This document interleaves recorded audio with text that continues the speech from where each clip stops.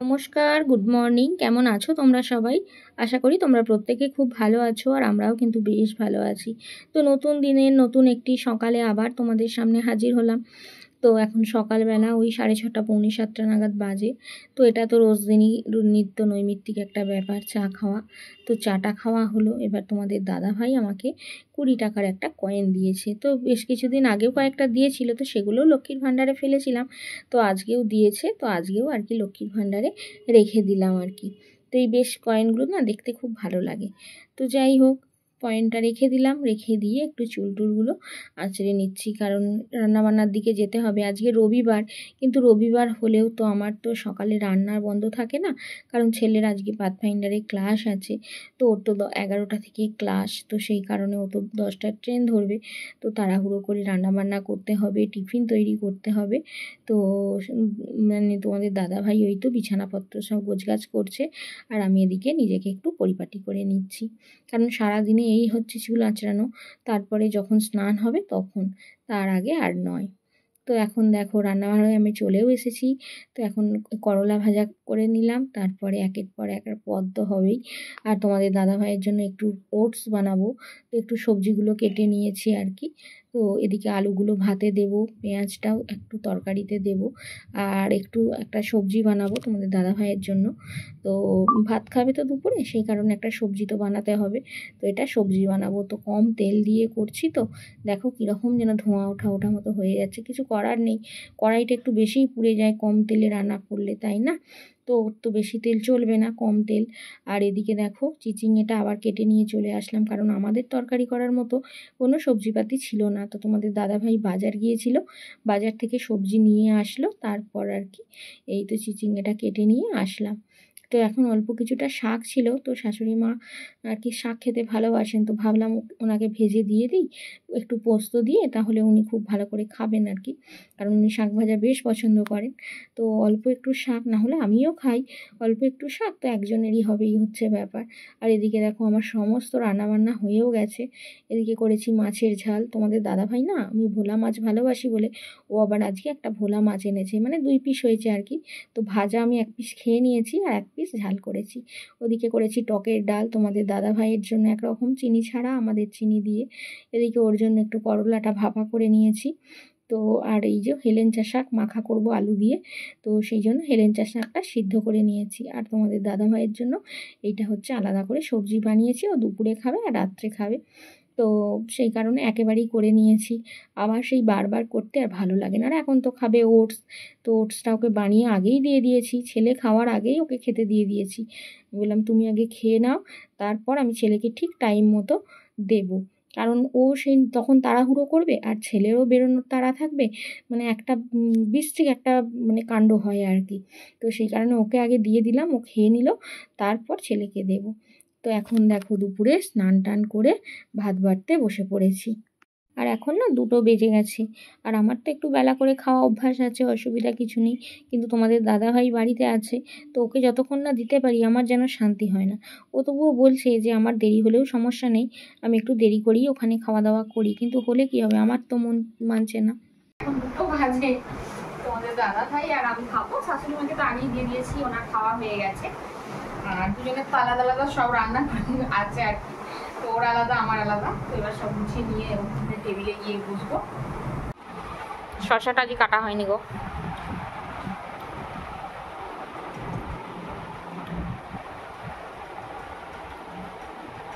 এখন তোমাদের দাদা ভাইয়ের জন্য ফল কাটতে বসলাম, কারণ ও ভাত খেয়েছে।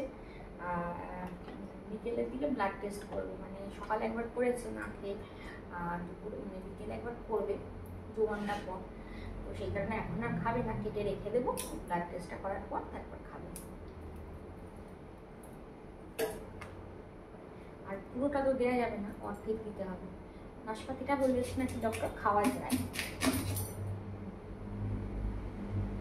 আধা ফ্রিজে রেখে দেবো, আগামীকাল হয়ে যাবে। আর আমি না এখনো পর্যন্ত ওই স্নান করে চুল টুল আঁচড়াইও নি, আর খাওয়া দাওয়া করে থালা বাসন সব মাজা ধোয়া করে আগে ছাদে গেলাম, কাপড় জামাগুলো শুকনো দিয়ে আসলাম, ফলটা কেটে রেখে দিয়ে তারপরে চুল টুল আঁচড়াবো।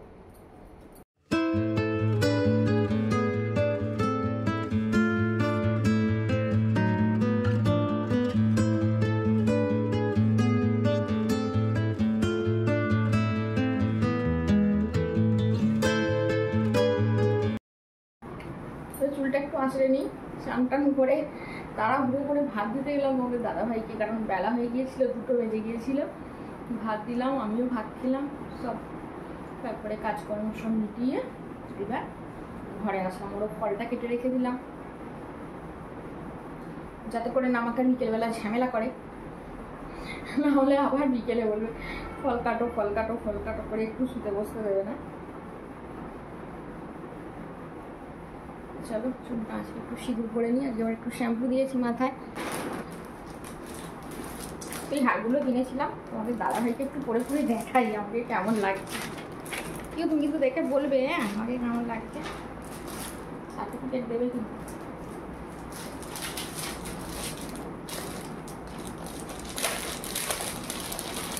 দেখাবার তো একটাই মানুষ, তাই না বলো?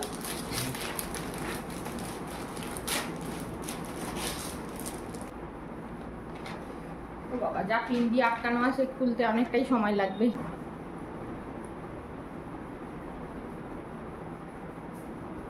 এরকম তো পরে গো, জানি হাত তো আমি কোনদিন খুলি না।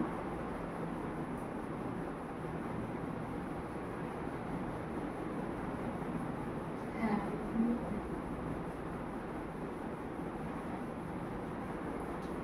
এরকমই পরে তো মনে হয়। হ্যাঁ এই ফার্স্ট টাইম গলায় দিলাম, একটু ট্রায়াল দিই পুজোর আগে, একটু সাজুগুজু করে পড়লে তবে তো ভালো লাগবে, তাই না?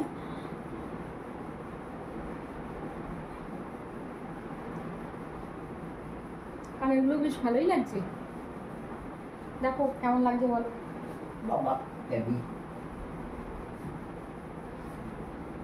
আমি এটা প্রথমে পছন্দ করে এসেছিলাম তোমার কাছে, তোমাদের দাদাভাই মানে এনে দিয়েছে আর কি, এটা পছন্দ করে এসেছিলাম, দিয়ে চোকারটা নিয়ে এসেছিলাম, কিন্তু চোকারটা আমার গালে মানে গলায় ভালো লাগছিল না আর কি। বসা গলায় চোকার দেখবে অতটা ভালো লাগে না, একটু গলাটা লম্বা হলে তাহলে ভালো লাগে, তাই না? আর এই হারটা ওই জন্য আবার পছন্দ করেছিলাম। তারপরে আবার তোমাদের দাদাকে বলেছি যে আমাকে পাল্টে এনে দাও, ও পাল্টে এনে দিয়েছিল। আবার দোকানদার বলেছে যে তাহলে বৌদি এই হারটা পছন্দ করেছে, তুমি এই হারটাই নিয়ে যাও।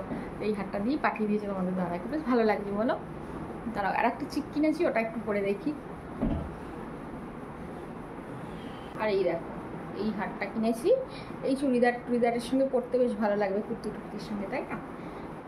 ওইগুলো তো আর কুর্তির সঙ্গে মানাবে না, ওগুলো শাড়ির সঙ্গে, ওই বড় হার শাড়ির সঙ্গেই ভালো লাগে।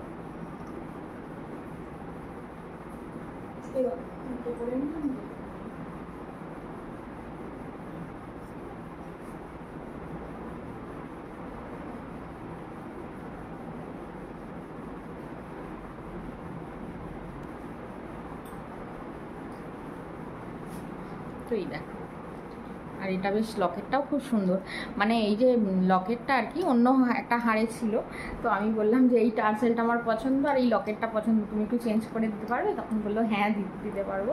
তো তারপরে এই টার্সেলটা আর কি এটার সঙ্গে এটা আর কি পে করে লাগিয়ে দিল দোকানে। এটা দেখো ভালো লাগছে, ভালো না লাগলেও ভালো লাগছে বলতেই হবে, যখন যেহেতু পছন্দ করে কিনে আনা হয়েছে। কারণ যদি বলে যে ভালো লাগছে না, তাহলে কিন্তু আবার ওকে আলাদা করে কিনে দিতে হবে, সেই কিনে দেওয়ার ভয়ই তুমি ভালো লাগছে বলছো না কি হোক। চল জাস্ট মজা করলাম। আর এই দুটো হার নিয়েছি, এটা বেশ ওই কুর্তি টুর্তি, এটা শাড়ির সঙ্গেও পরা যাবে আর কুর্তি টুর্তির সঙ্গেও ভালো লাগবে, কিন্তু ওটা তো আর কুর্তির সঙ্গে ভালো লাগবে না, ওটা মেনলি শাড়ির সঙ্গেই ভালো লাগবে, তাই না? তো এই হচ্ছে ব্যাপার। আর অনেক দিন আমার কিছু হারটা কেনাই হয় না, প্রায় 2-3 বছর আগে পুজোর সময় কিনেছিলাম, সেগুলোই অল্টারনেট করে করে পরতাম। তো এই আর এবারে মনে হলো না, এবার দুটো একটা হার কিনতেই হবে, কারণ এই হারগুলো একদম কালার ফেড হয়ে গেছে, আর ওই বারে বারে সব জায়গায় পরে যাওয়া হয়, তার ঘাম দেয় গরমে, ওইটা আরও বেশি কালার নষ্ট হয়ে যায়। আর আমি না উল্টোপাল্টা কিছু পরতেও পারি না, আমি একটু এই চেনের ওপরেই হারগুলো পরি, চেনের সঙ্গে যে লকেট দেওয়াগুলো থাকে ওগুলোই পরি, কিন্তু এবারে আর ওগুলো নিইনি, ওগুলো সবসময় পরি আর ভালো লাগছে না, তো সেই কারণে এবার একটু এইরকম নিলাম আর কি। তো চলো এবার খুলে রাখি, খুলে রেখে একটু বসি, রেস্ট করি, অলরেডি 3:15 বাজে। তো সব খুলে রাখলাম, এবার গেটটা দিয়ে দিই, বারান্দায় গেটটা দিয়ে একটু বসবো। আর সত্যি কথা বলতে কি এই পুজোর সমস্ত জিনিসপত্র না মানে আমাদের সবাই মানে যেরকমই বয়স হোক, পুজোর আগে দেখবে একটু জিনিসপত্র যেগুলো মানে কেনা হয় বা কেউ গিফট করে বা যা কিছু, সেগুলো যেন মনে হয় একটু পরে দেখি, একটু গায়ে দিয়ে দেখি, এরকমটা মনে হয়। আর ছোটোবেলায় যখন মানে স্কুলে যেতাম, আমার তো অনেকগুলো কাকিমা, তো কাকিমারা কী করতো বলো, কাকিমারা হয়তো কেউ সাজ কিনে দিত, মানে সাজটাই বেশি কিনে দিত, কেউ জামা টামা সেরকমভাবে দিত না। তো যাই হোক, আর প্রচুর সাজ মানে আমার জড়ো হতো। আর স্কুল থেকে এসে যখন দেখতাম যে কাকিমারা সাজ কিনে রেখে দিয়েছে আমার জন্য, আমার যে মানে কি খুশি লাগতো সে আর বলে বোঝাতে পারবো না। মানে জামার থেকেও যেন মনে হয় সাজ দিয়েছে একটা, খুব ভালো আর কি, খুব আনন্দ হতো। তো তখন ছোট ছিলাম, তো সেই আর কি সেই আনন্দ। তো এখন আর সেই আনন্দটা নেই, তবে ভালো লাগে কোনো কিছু পুজোর কিনলে আর কি, সেটা মনে হয় কখন একটু গায়ে দিয়ে দেখি, একটু গায়ে ফেলে দেখি, এরকমটা তো বারবারই মনে হয়। তো চলো, সেই জিনিস তো আর ফিরে পাওয়া যাবে না, ছোটোবেলার জীবনটা, তাই না? তো কী আর করা যাবে। তো এখন একটু বসবো, রেস্ট করব, তারপর আবার তো বিকেলের কাজকর্ম সব কিছু আছে।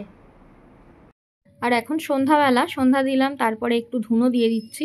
তো রোজ দিন তো ধুনোটা দেওয়া হয় না, কারণ সত্যি কথা বলতে কি, ধুনো না, এই ধোঁয়াটা কীরকম যেন দেওয়ালগুলো একটু কালি কালি মতো হয়ে যায় রোজ দিন দিলে, আমি দেখেছি। তো সেই কারণে আর ওই রোজ দিন ধুনো দেওয়া হয় না, মাঝে সাঝে দিই আর কি, সপ্তাহে 1 দিন 2 দিন এরকমটাই দেওয়া হয়। আর দেখো, রাত্রে এখন মোমো করেছি, মোমো খেতে বসে পড়েছি। তো আমার স্টুডেন্টের বাবার তো চিকেনের দোকান, তো অনেক সলিড পিস, মানে অনেকটা মতো, প্রায় 350-400 মতো সলিড পিস আর কি, বেশ কুচি কুচি করে কেটে আর কি তোমাদের দাদাভাইকে দিয়েছে, যে উৎসবকে কাকিমাকে বলবে উৎসবকে একটু মানে মোমো বা পকোড়া করে দিতে। তো তোমাদের দাদাভাই টাকা দিতে গিয়েছিল, কিন্তু একেবারেই ও টাকা নিতে রাজি হয়নি। তো সেই কারণে আর কি মোমোই করে নিয়েছি একটু। তো চলো খাওয়া দাওয়া করি, আজকের মতো আসছি, গুড নাইট।